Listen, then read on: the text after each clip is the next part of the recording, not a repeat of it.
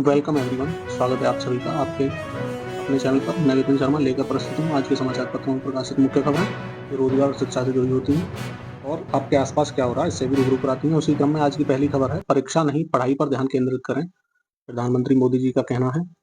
प्रधानमंत्री ने छात्रों को तनाव मुक्त रहने और विफलताओं से नहीं डरने के गुर सिखाए। आपको पता ही होगा, प्रधानमंत्री नरेंद्र मोदी ने सोमवार को छात्रों को परीक्षा पे चर्चा कार्यक्रम के दौरान तनाव मुक्त रहने, समय प्रबंधन और विफलताओं से नहीं डरने के गुर सिखाए। उन्होंने माता पिता से कहा कि छात्रों को दूसरों के सामने मॉडल की तरह ना खड़ा करें। मोदी ने सचिन तेंदुलकर का उदाहरण देते हुए कहा कि इसमें उनके माता पिता ने साथ दिया। मोदी ने अभिभावकों से अपने बच्चों को समझने और उनकी क्षमता को समझने को भी कहा। साथ ही मोदी ने लगभग 35 छात्रों से दिल्ली के सुंदर नर्सरी में बातचीत की। इस कार्यक्रम का प्रसारण छात्रों, शिक्षकों और अभिभावकों ने देखा। कार्यक्रम के दौरान प्रधानमंत्री ने छात्रों को तेजी से बदलती तकनीक और उसके सही इस्तेमाल के बारे में बताया। उन्होंने तकनीक के समय बर्बाद करने वाली गतिविधियों से बचने को भी कहा। सेहत पर भी समझाया उन्होंने। सीजन के फल जरूरी हैं खाने के लिए, मोटा अनाज अपनाएं। ध्यान का भी महत्व उन्होंने सभी को समझाया। सफलता पाने के लिए उन्होंने बताया, खिलाड़ी फेल होने के डर को लेकर एक सवाल पर मोदी ने कहा कि जिंदगी अटक नहीं जाती, आपको तय करना होगा जीवन में सफल होना है या फिर किताबों से ही सफल होना है। दिव्यांग मोदी ने कहा, आपको दिव्यांग जनों के जीवन को देखना चाहिए। परमात्मा उन्हें कुछ चीजें इतनी असाधारण दी होती हैं जो वे उनके जीवन की ताकत बन जाती हैं। तो ये उदाहरण दिए मोदी जी ने बच्चों को समझाने के लिए।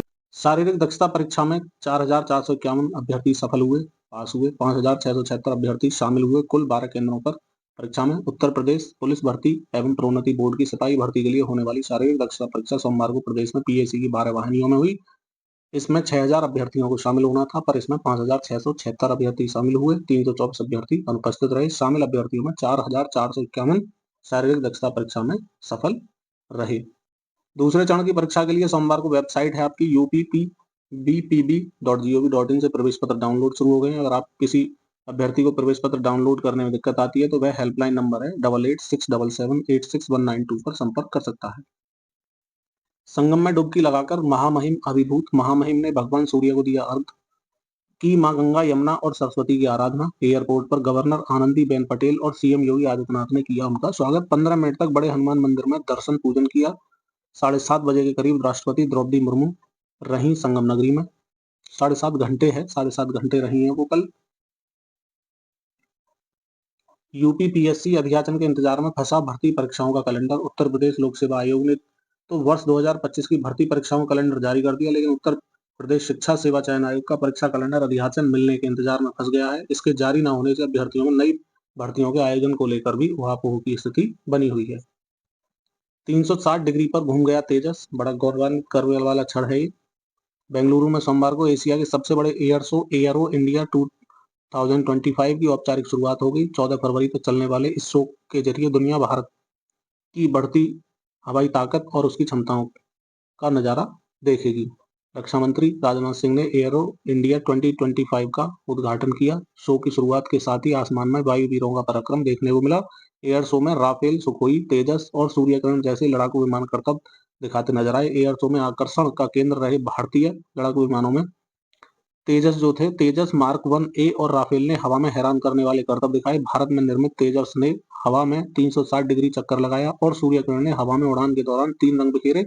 रूस की 5वीं पीढ़ी का लड़ाकू विमान सुखोई Su-30 MKI ने भी आसमान में करतब दिखाया। आप चित्र के माध्यम से देख रहे होंगे चारों लड़ाकू विमानों को।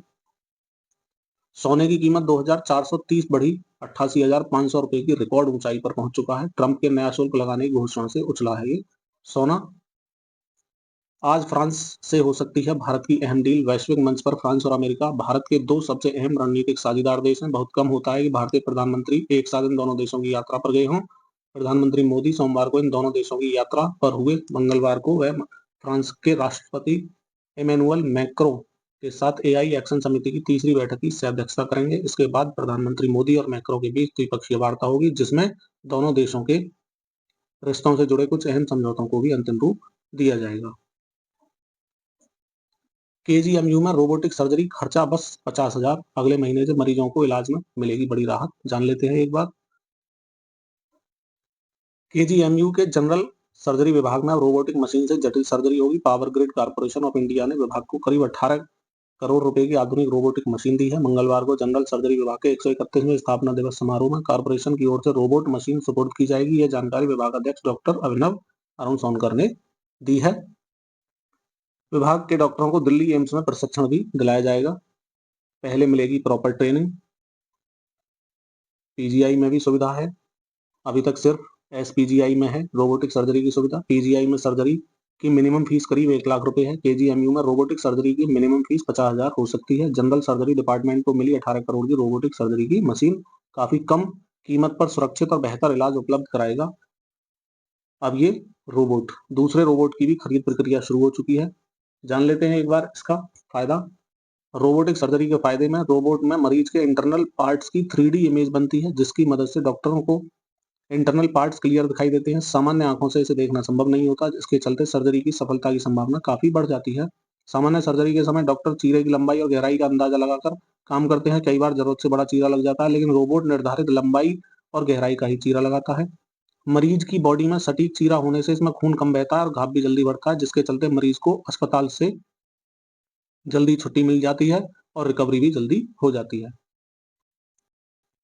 गूगल मैप ब्लैक स्पॉट भी अब बताएगा। दुर्घटना का कारण बनने वाले कट बंद किए जाएंगे। पुराने चौराहों को भी किया जाएगा रीडिजाइन। शहरों में दुर्घटना के लिए चिन्हित ब्लैक स्पॉट का समयबद्ध सुदृढ़ीकरण किया जाएगा और ब्लैक स्पॉट को गूगल मैप व अन्य दिशा सूचक को जोड़ा जाएगा। दुर्घटनाओं को रोकने के लिए छोटे छोटे कटों को बंद किया जाएगा।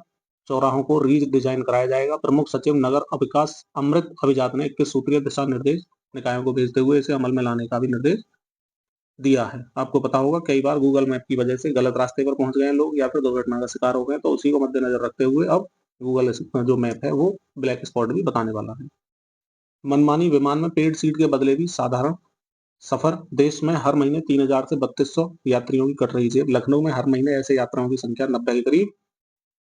रुद्राणी भट्टाचार्य ने कोलकाता से लखनऊ की उड़ान में XL13F emergency exit saver price book कराई थी। एन वक्त पर विमान कंपनी ने एयरबस 320 की जगह A320 विमान उड़ाने का फैसला किया। ऐसे में उनका XL सीट के 1,300 रुपये अतिरिक्त देने के बावजूद सामान्य सीट पर सफर करना पड़ा। तो ऐसी ही स्थिति बनी हुई है और किन हवाई अड्डों पर कितने यात्री परेशान रहे वो आपके सामने आंकड़ा है। इसी के साथ आज का ये न्यूज सेशन यही समाप्त होता है। मैं विपिन शर्मा इसी शुभकामना के साथ कि मिलेंगे नए मॉर्निंग न्यूज सेशन में। विदा लेता हूँ। विदा लेने से पहले आपको याद दिला दूं, अगर आपको हमारा सेशन पसंद आ रहा है तो वीडियो लाइक कर लें, चैनल सब्सक्राइब कर दें, बेल नोटिफिकेशन ऑन कर लें ऑल पर, जिससे कि आने वाले टाइम में सारी अपडेट आप तक पहुंचती रहें, और शेयर भी कर दें जहां तक आपको संभव है। तो जय हिंद, जय भारत, वंदे मातरम।